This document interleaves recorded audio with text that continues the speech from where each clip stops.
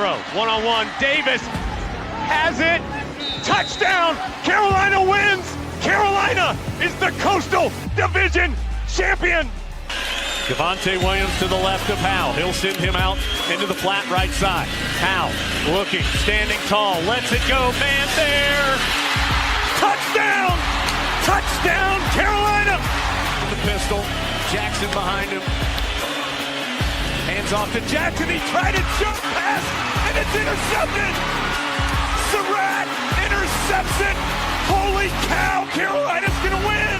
And off to Javonte Williams again, pops it to the left. Javonte leaps over a man, crosses the 50, trucks over a defender, spins by another. Goodness gracious, he's down to about the 15, and he did absolutely everything in one carry.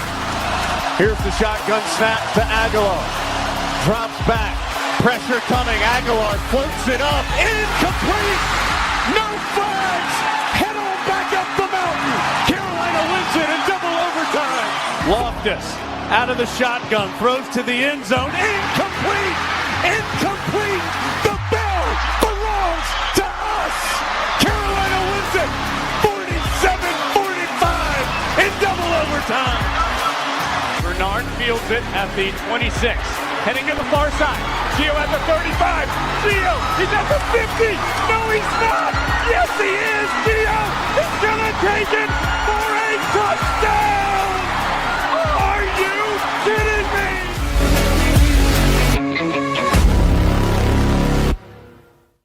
What's going on, guys? Welcome into another edition of the Heel Tough Blog podcast. It's your host, Anthony Pagnotta, here with you guys as always. Coming at you on a Friday night. And look, there are a lot of commitments that Carolina has in this 2026 class. There are some people that may be asking, why are you doing an edition of the podcast tonight when Carolina lands somebody, but you don't do an edition of the podcast whenever they land other guys? Well, this one is about as important of a commitment as you can possibly get.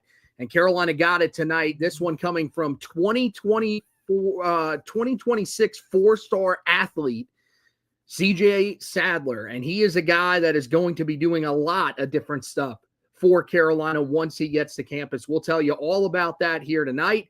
We'll tell you what it means overall for the class, where the class stands now that they have his commitment. And then after that, we will update the recruitment of Andrew Rogers, the guy who is an in-state prospect in the 2026 class as an edge rusher that is set to make his decision next Friday. So this Friday, you get a big commitment. Next Friday, you get a big commitment that hopefully will go Carolina's way. This one, though, did. And C.J. Sadler is now a part of Carolina's 2026 class. Not only a part, but he is the headliner of this 2026 class now for Carolina if you go by the 24/7 Sports composite player rankings as opposed to the 24/7 Sports rankings, which does have quarterback Travis Burgess as still the top guy in the class for Carolina. But with this commitment, Carolina now with two prospects that are ranked inside of 24/7 Sports top 100, and they just continue to roll on the recruiting trail.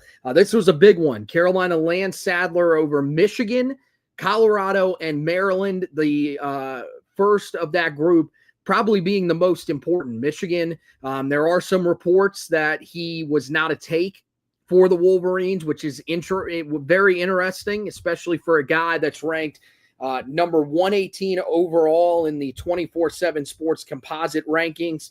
So even if you're saying, hey, maybe he's not as highly ranked or shouldn't be as highly ranked as he is in 24/7 Sports, and this is a guy that composite-wise is ranked very high across the board. So this is, one that if he wasn't a take at Michigan, it certainly is interesting. I've heard some people bring up stuff about academics. To me, that doesn't really make a lot of sense then why he would end up at Carolina. So I don't know how much to read into that, but Carolina does end up taking his commitment. Colorado, they did have to fight off as well, who was very high on him, hosted him for an official visit. He did not officially visit Michigan, which was certainly something that was telling. But Carolina had him on campus back in early June, and clearly it was enough to put Carolina in the driver's seat at that point. They held on to it, all the way through to the end of this recruitment, and now they end up getting one of the top players in this class, the number 118 overall prospect, the number 7 athlete in the 2026 class, according to 24/7 Sports composite player rankings. Getting ready to start his senior season at Cass Technical School in Detroit, Michigan. Last year, as a junior, caught 51 passes for 1,043 yards and 14 touchdowns. Ran the ball for 105 yards and 5 touchdowns on 15 carries, and collected 55 total tackles, 4 interceptions, and a sack on defense. On special teams, also a contributor there. 2 kickoffs returns for touchdowns, along with 1 punt return for a touchdown, on the way to earning Max Prep's Player of the Year in the state of Michigan, along with his all-region and all-state honors. So this is as decorated of a guy as you're going to find for Carolina. He's coming off his best season of his high school career, where his team ended up winning a state title. He said today he's hoping to get his team back to a state title again this coming season. The most notable thing about him is the size. Sadler is 5'9" and a half, 185. So that's the thing that I think most people will take notice of when they first throw on his film, is that he is a smaller prospect. There's no doubt about that. But even though he is a smaller prospect, he is still a guy that I think is going to be able to have a pretty nice effect for Carolina on both sides of the ball. It was confirmed by Alan Trieu, who covers the Midwest on the recruiting trail, that was a big part of why Carolina ended up landing him. There were, some other schools in the running that we talked about. Some of those schools, I think, wanted him to specify which side of the ball he was going to play on. And instead, Carolina gives him an opportunity to really play both sides of the ball. So he's going to play wide receiver, corner, and he is going to be a return man for this team, as dynamic as just about anybody can imagine. Very similar to what we saw with Travis Hunter. Now, to a lesser extent, Travis Hunter was a 5-star prospect who was ranked as the number 1 overall player in that class. Of course, went inside the top 5 of this past year's NFL draft, and is certainly a more dynamic athlete. Has better speed. The size is definitely an advantage for him. That's why he was able to play outside corner. Sadler, on the other hand, is going to be a guy that is going to play in the slot on both sides of the ball. Offensively as a receiver, there were a lot of things to like about what he brought to the table. But I think the thing that really stood out to me the most was the catch radius. It is ginormous for a guy of his size. He can catch just about anything that's thrown his way, including jump balls. I mean, for someone that is that small, he is pretty explosive and can go up and get some of these catches. Now, you're not going to be able to throw the ball like you would to a 6'4", 6'5" receiver when they go up and get the football. But this is a guy where, if you throw something to the back shoulder of a corner, he's going to be able to climb the ladder a little bit and go up and get it. For him, I think the most important thing as a guy that's in the slot is how complete is his route tree. Very complete. I think he brings everything to the table. He's going to know everything that he needs to do. His route running is very crisp, which I think is what makes him a tough guy to cover, because he runs his routes so hard. He is able to sell certain routes and stuff like that. The best thing about him, though, too, is that he really just finds ways to get open. And that's the thing that you're really hoping for, especially from a slot receiver, is that you can just find a way to get yourself open and be able to make plays. And he does that, really does a good job of creating separation, whether it's with his speed down the field or with the route running that we talked about, in the middle of the field and stuff like that. So I think this is a guy that really fits exactly what Carolina wants in that slot. And then after the catch, he's pretty special too. But talked about the speed. He's got that speed that you need to be able to run away from guys, especially in the open field. The thing is that, not a blazer by any stretch of the imagination. We're not talking about one of the fastest guys in this class, but I do think has really, really good play speed And I think that shows up when he gets going in the open field. The other thing is pretty shifty, allows him to make guys miss and create those extra yards, those yards after the catch, which are going to be important when you are a guy that plays in the slot. On defense, definitely a fit at the nickel corner spot. I think that's where everybody envisions that he's going to play. The good news for him is that he is not afraid to tackle. That's one of the best things about his game. Really shines in that area. Very physical to be able to get off the blocks. And then when he gets into the backfield, he really does a good job of wrapping up and bringing guys down. And I think he showed it, not only is it with receivers, if he's making tackles on plays down the field. I just said right there, a guy that gets into the backfield and makes plays. Helps in the running game. That's important when you have a guy at this level and a guy that is looking to play in the nickel spot.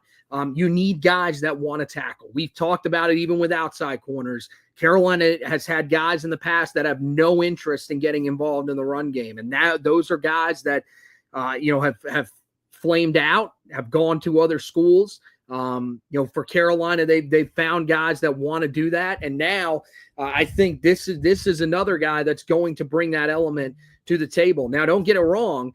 This is a guy that does have really good coverage skills, and he can do pretty much anything that you want him to do. As an outside corner, really shined in both man and zone coverage. I think, the man coverage, he's got that speed to be able to stick with guys, the recovery speed if he does end up falling behind. Zone coverage, I think you really like the fact that, he's a guy that can close on the football, breaks on the ball very well, is very aggressive, and will make plays on the ball. That's one of the other things you really like about him on the defensive side of the ball is that he's always playing the football and he plays it very well. That's what you're looking for, especially from guys that, are coming out of that nickel spot. They're going to be thrown out a lot. You want to see someone that has the ability to play the ball, create those turnovers like he's able to do. That's what he did a really good job of, I think, this past year. When he was, on the defensive side of the ball and really shining. And, the other thing I like about him is he's definitely an aggressive player. Don't get it wrong. I mean, he brings that aggression, he brings that physicality, but he's also a guy that isn't over pursuing things. He isn't taking bad angles to the football. He's where he needs to be. Very smart, cerebral player. So I like just about everything about him. I think the only thing that people are going to be concerned about is the size. I think that's going to be the one thing that's going to hold him back in a lot of people's minds. But I think at that size, if he can, maybe grow another inch, which I think is possible, then he's in that 5'10" range. I think you're perfectly fine. Even at 5'9", with the skills that he has in his favor, I think he's going to be a playmaker for Carolina, both in the slot on the offensive side of the ball and on the defensive side of the ball. And then when it comes to special teams, we talked about that shiftiness in the open field. He's got that good straight line speed. I think that's really going to show up when you see him on special teams and kick and punt returns. I think he's got it. So, yeah, I think this is what you're really hoping that we're going to see, moving forward from him, is that both sides of the ball, he's able to shine. And then in special teams, he really becomes a key contributor as well. With his commitment, Carolina now has 36 total commitments in the 2026 class. So Carolina is in a really good spot. Finally, they have one in that wide receiver room in the slot position. That was one area that they did not have a commitment. Now, what I think this does is that Deontay Neal, the in-state guy, I think this pretty much eliminates Carolina from the running for him. You never really know. They could be still pushing to add someone else there just in case they do end up wanting to have Sadler specialize on the defensive side of the ball. But it seems like Carolina is pretty bought in to him playing both sides of the football. And so at that rate, I don't know if Deontay Neal is still going to be willing to commit here, especially with the guys that Carolina already has on the roster in the slot. So we'll have to see, but I think this more than likely spells the end of that recruitment for Carolina. That was probably their backup plan, but they get plan A here in C.J. Sadler. But with 37 commitments in the class is now number 17 overall and number 4 in the ACC, according to the 24/7 Sports composite team rankings. So, I mean, look, this is a class that is really just amazing. The fact that Carolina has been able to put together this type of class without having taken the field for a game yet in the Bill Belichick era is pretty amazing. I mean, you're talking about a new headliner in C.J. Sadler now that's ranked 118th. You've got Keon Chapman ranked inside of the top 125 as well. Jacob Witherspoon, guy ranked inside of the top 200, along with Travis Burgess. So 4 top 200 guys, according to the composite rankings. And then you add the other guys that are 4 stars. Calvin Thomas, the 4-star linebacker. Carnell Warren, the 4-star wide receiver. Trayshawn Ruffin, the 4-star defensive tackle. Xavier Griffin-Haynes, the 4-star edge rusher. And Carson Sneed, the 4-star tight end. And of course, Carolina's done a world of work when it's come to flipping some of these guys, from Ohio State in Jacob Witherspoon's case, to Tennessee in Carson Sneed's case, to Texas A&M in the case of Trayshawn Ruffin. I mean, there's a lot of guys that Carolina's done work on, and those are just the blue chippers. I mean, we got guys that are right outside of being blue chip prospects like Ashton Blatt, Amari Johnson, Will Conroy, Jamarian Gordon, Zion Smith, all these guys that are inside of the top 600 that could become guys that rank inside of the top 500 by the time the season is over. And even guys that are ranked in the 600s that I think could be in for leaps this year, like Crew Davis, Jimmy Frisco, Alo Sulivao, Avian Williams, especially if they can figure out which side of the ball he's going to end up playing on, he could be in for a pretty big leap. So Carolina, I think, has some really nice pieces in this class. Not only do they have the depth in the class with 36 commitments, but you've got some really talented guys. And, there was a time where we were wondering just how much talent would they be able to bring in here. This was going to be a difficult sell for guys to commit to a staff that they don't know what they're getting from them just quite yet. Now the challenge is, will they be able to hold on to all these guys? I think that's what's going to be important for Carolina, is keeping all these guys in place, not letting some of these guys flip elsewhere, especially if Carolina is to not have the season that they are expecting to have. But hopefully the success will carry on to the field this year. And if it does, I would imagine that we'll be talking more about Carolina potentially flipping guys from other schools as opposed to the other way around. Last thing for tonight here on this edition of the podcast, really short edition of the podcast, but definitely one that was needed with this news that we definitely needed and we're looking forward to. We need to update you on Andrew Rogers, the 4-star edge rusher from Grimsley High School in Greensboro, North Carolina. I'm going to get my eyes on this guy next week. I get a look at him next week when he comes to Bank of America Stadium for the Keep Pounding Classic. I will be out there as part of the event doing something, whether it is on the field, on sidelines, or up in the booth taking notes and everything like that for the broadcast crew. I will be involved in all of that. So I will be able to keep an eye on him. I will definitely go back and watch these games as well to be able to get a scouting report up about him. And he's certainly a guy that I think is very interesting. Now, of course, I say I'm going to get a scouting report up about him. It depends on what he actually ends up doing when he makes his decision, which is scheduled for next Friday. Now, I do not know whether or not this is before the game or if it's after the game. Not sure exactly how he's going to end up doing it, but this is a pretty important guy in the state for Carolina, reclassified from the 2027 class. And now Carolina is hoping that they can get him as a part of this class because, this is a class where, even though Bill Belichick said at ACC Media Days that one of the focuses is on getting in-state prospects, Carolina's only got 4 in this class. So I think this would be a nice statement, a way to sort of finish it out, get them another edge rusher in this class. and another highly touted edge rusher at that, would be the highest touted of the three guys that Carolina has at the position right now. Of course, we're still trying to figure out where exactly Lawrence Brown is going to play, who we'll talk about here in just a minute. But I think Carolina's hoping they can get this done. This recruitment is, kind of in a weird spot for being a week out. We haven't really heard any sort of big news that's come out of this. There isn't any scheduled official visits that I have seen. I know there was one official visit that was scheduled, according to Colby Crawford, who is a writer for Virginia Tech. So maybe he did end up taking a visit to Virginia Tech. Looked on social media, didn't see anything.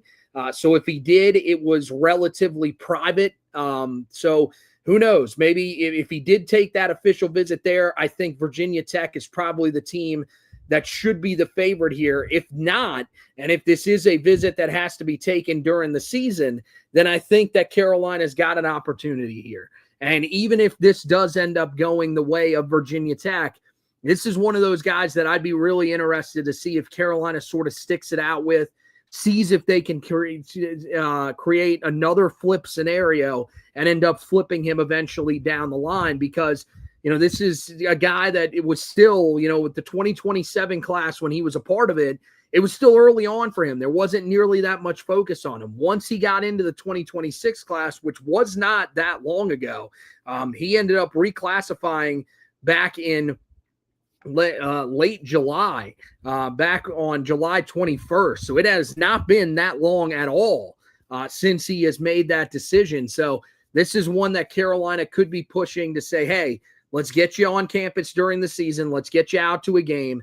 And I think if they can end up landing that commitment eventually down the line, they would feel pretty good about that, even if they don't initially land that commitment. So it'll be interesting to see how hard they're still going after him if he ends up committing to Virginia Tech. But the easy way to do it would be to get him in here and make him a part of this recruiting class next Friday, which is going to be his decision date. Again, not sure on the time, but when we do get a time on that, we will let you guys know. So that's the look tonight at the guys, with the commitment of C.J. Sadler, where the class stands, and the guy that Carolina is keeping tabs on. Everybody else, look, Carolina's got, a couple of coals in the fire. I know there is one report that Carolina is trying to flip a Power 2 school commitment. Not sure exactly who it is. There are some names that are floating around, but because we don't have confirmation on that, I'm not going to be able to confirm it. So I won't even throw out the names that are being rumored, but know that it is some big names. And there is one in particular that I think Carolina fans would be very, very satisfied with if they were able to complete the flip of him. So we'll be keeping you up to date on all of that stuff over on the website, HeelToughBlog.com. Make sure you head over there, read the article that I put up about C.J. Sadler, which goes in depth on his recruitment. That is, one of the best ones out there. Look, I know Inside Carolina puts stuff up about him and they do a great job, but this is a breakdown of his film, a breakdown of the stats, all that kind of stuff for you guys. So make sure you go over there and check all of that out. Also, we do have articles up on the website right now giving you previews of every position room for Carolina's 2025 season. We are finished with those on the website side of things, getting towards the end on the podcast side of things. So go back and read about every position group, and we have our projected depth charts in there for you. One thing that I am going to do now that we've gotten through all this, I'll give it another day or two, and then I'll put together an article that gives you the projected depth chart all together. It'll just be all together in one. And again, this is just my projected depth chart. It is not an official depth chart. It's not me going off of intel from me being out of practice or anything like that. I'm here in Charlotte. The team's up in Chapel Hill. But just based off of some of the buzz that we're hearing from, back in the spring and now what we're hearing here in the fall, I will put together a depth chart that I think will be as close to accurate as I can possibly get. So make sure that you guys keep an eye out for that. That'll be up in the coming days. And then as I mentioned, we'll be covering Andrew Rogers' commitment. Whatever happens with that, we'll let you know. If he doesn't end up committing to Carolina, I'll just let you know on social media. But if he does end up committing, we will, of course, have an article up about that for you guys. So one thing that to also keep an eye out for on the website side of things, scouting report for quarterback Travis Burgess. Talked a little bit about him earlier. And then Lawrence Brown, the edge rusher for Grayson High School. Both of those guys played for Grayson. They're getting ready to kick off their game, their first game of the season tonight. And so we will be scouting that one for you. Collins Hill is the opponent for them. So a school that has produced some really nice talent. That's where Tamari Fox came from. I'm not sure if that's where Tamon Fox came from as well, but I remember that was where Tamari went to high school. So a really good school in the state of Georgia that will test the Tar Heels quarterback commit in this class, and hoping that we will be able to get our guy Travis Burgess on at some point here on the podcast to talk about his senior year. I would love to be able to get him on next week. So I might reach out to him and see whether or not I am able to get him on. But if I do, I will, of course, let you guys know that we've got that edition of the podcast coming up. But we do have the defensive back preview that is coming up sometime this weekend. So make sure you keep your eyes out for that. Special teams, we're going to have an edition of the podcast for the special teams as well. That might just be me solo because Josh really thinks that we should be able to do that with the defensive backs. I don't know if we're going to be able to fit it in because the defensive backs, there are a lot of guys that we have to talk about in that defensive backfield. So we'll just see. We'll see what ends up happening. But there should be a separate edition of the podcast for the special teams unit. And after that, we'll then be getting you prepared for the season. We'll have probably our breakout edition, breakout players edition of the podcast. And then once that's over, that's pretty much it, guys. We're going to be getting into TCU. And so that'll be a really exciting edition of the podcast, getting you ready for the upcoming season. We got a lot of new stuff for you guys too. That'll be premiering during that edition of the podcast. So plenty of great stuff on the horizon to look forward to. I do want to promote the YouTube page. We got some people who have been watching here tonight on the YouTube page. Really appreciate that. And if you could go over there, give us a subscription, give the videos a like, we would definitely appreciate that. And go there and watch the videos. That really does help us out a lot. YouTube is something that we're pushing a little bit harder here. So we would love it if you would go over there, watch the editions of the podcast over there. Or, if you're just looking for segments of the podcast, we will have those too. I know you probably noticed that we put up ones for the offensive line, wide receiver room, running back room. Well, we're going to be doing the same with the defensive side of the ball. We got the defensive line. I'll be putting some of that stuff up hopefully later on tonight or earlier tomorrow after I end up finishing watching the game for Grayson tonight against Collins Hill. And then we will have some linebacker stuff up there for you guys as well. So make sure you keep your eyes out for that. And then those other live editions, once they're done, we'll be doing the exact same thing for you guys. And there's another edition of the podcast that's going to be really special that I'm hoping you guys will be excited about. In case you missed any of those position previews, we'll let you know about that coming up soon. But other stuff to promote, just the social media pages at Heel Tough Blog on Twitter. Go there, follow, turn on the post notifications. Reason I say that, because you might say, well, I don't want to have all those retweets and everything like that. We don't retweet anything off of that account. The only thing that we put on that account is our articles, our podcast, and that's it. So go there. Make sure you turn on those post notifications so that anytime you have a moment like today where C.J. Sadler ends up committing, you get that notification immediately. Okay, I've got to go over to the Heel Tough Blog website and read about C.J. Sadler or whatever they're putting up, or listen to or watch an edition of the podcast that they're putting up. So make sure that you guys do that. That is important. And then go over to the Facebook page. Give us a like over there. We would greatly appreciate that. So that wraps it up for this edition of the podcast. Want to thank all you guys who have been watching with us. Want to thank those who will be eventually listening. And as always, Go Tar Heels!